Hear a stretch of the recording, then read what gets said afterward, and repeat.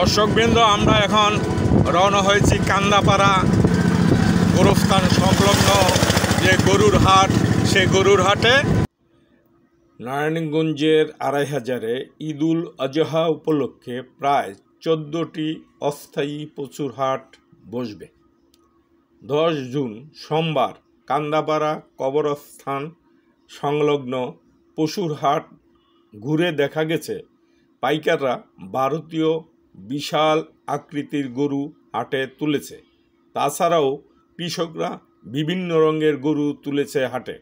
সোমবারের হাটের সেরা গরু হচ্ছে পাইকার মোহাম্মদ মুসলিম মেম্বারের।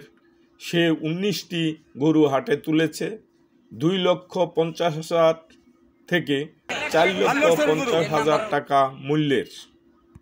মুসলিম মেম্বার বলেন,